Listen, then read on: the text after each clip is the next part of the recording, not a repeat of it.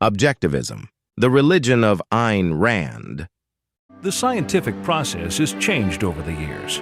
For scientists, professional advancement has always been tied to productivity. But these days, productivity is too often measured by the amount of money a scientist can gather for research.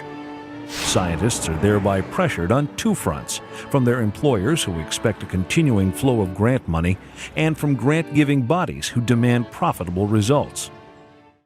In prior segments, we showed how Ayn Rand's objectivism had become the most influential philosophy among the wealthier classes and those in positions of power, and how it was part of a continuous evolution of philosophies, leading to Steve Bannon today, all designed to return society to a system of wealthy kings and powerless serfs.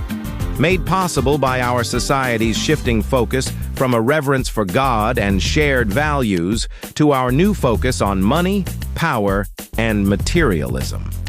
And how her philosophy, objectivism, has poisoned our national character, leading to the rampant immorality that we see today. In this segment, we will examine objectivism's core beliefs, which are so influential among the wealthier classes, and show how our society became so debased and divided. Objectivism teaches that the self is God. Ayn Rand stated, "And now I see the face of God, and I raise this God over the earth, this God, this one word, I." Of course, selfishness is the core value of objectivism, which sees selfishness as a virtue and the worship of money and power as a means of self-gratification. Of course, everybody needs a dose of self-love at times, if only to salve the insecurities we all share as humans. And Madison Avenue continuously encourages us to celebrate ourselves through purchasing their cologne sprays, indulging in their facial products. But while self-congratulation is a needed tonic for some, it can lead to a deadly overdose in others. And self-love can morph into narcissism, where self takes the place of everything else in our lives. The Bible warns us that such a time would come, and the fruits that such a self-centered society would bear. But understand this, that in the last days there will come times of difficulty.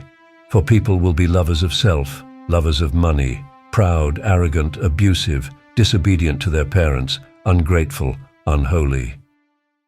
Ayn Rand's objectivism teaches that morality is meaningless.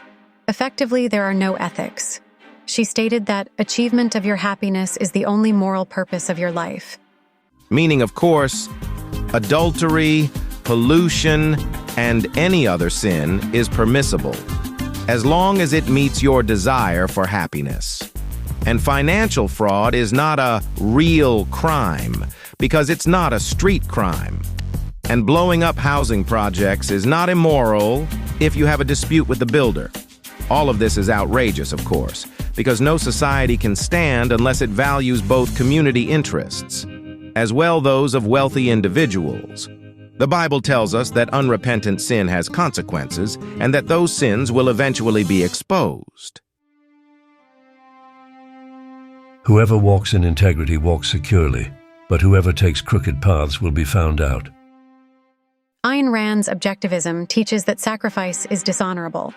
Rand stated that the man who speaks to you of sacrifice is speaking of slaves and masters, and intends to be your master.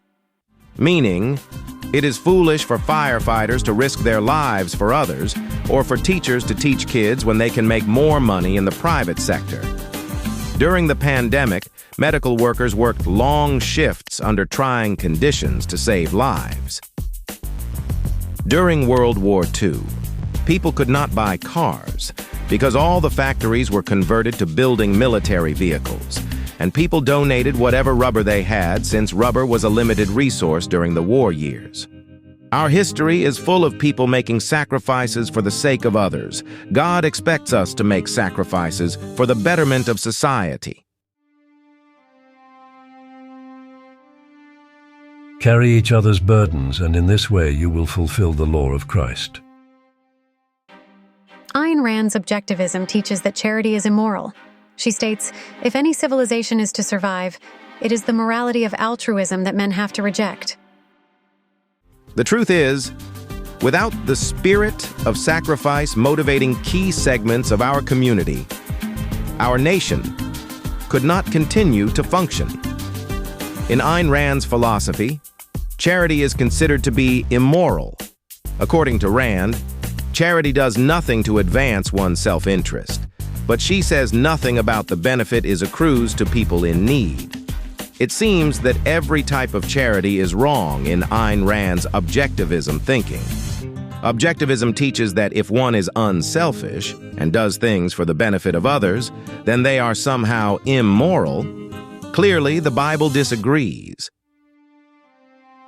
For I was hungry, and you gave me something to eat. I was thirsty, and you gave me something to drink. I was a stranger, and you invited me in. I needed clothes, and you clothed me. I was sick, and you looked after me. I was in prison, and you came to visit me. Objectivism teaches that duty is destructive. Ayn Rand stated that one of the most destructive anti-concepts in the history of moral philosophy is the concept of duty. Because our sense of duty may require us to do something not in our own self-interest. Duty goes beyond sacrifice, in that it carries a sense of obligation to serve others, such as the duty to pass one's acquired knowledge on to the next generation before one retires. The duty to accurately report the results of scientific studies as obligation to the scientific community. The duty to ensure that medications are tamper-proof and free of impurities that could cause cancer or heart disease. The duty to uphold the law and to apply equal standards of justice to all parties.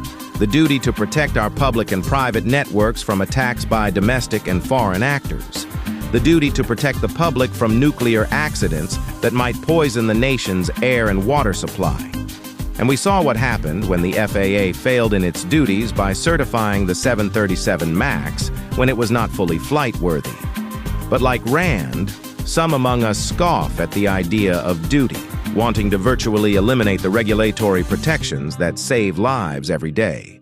Donald Trump once called dead servicemen suckers for giving their lives for their country. But the Bible has a different perspective on the concept of duty. Greater love has no one than this, to lay down one's life for one's friends. Perhaps more than any other element, the objectivists' contempt for civil duty and sacrifice exposes them for what they are, selfish and power-hungry opportunists.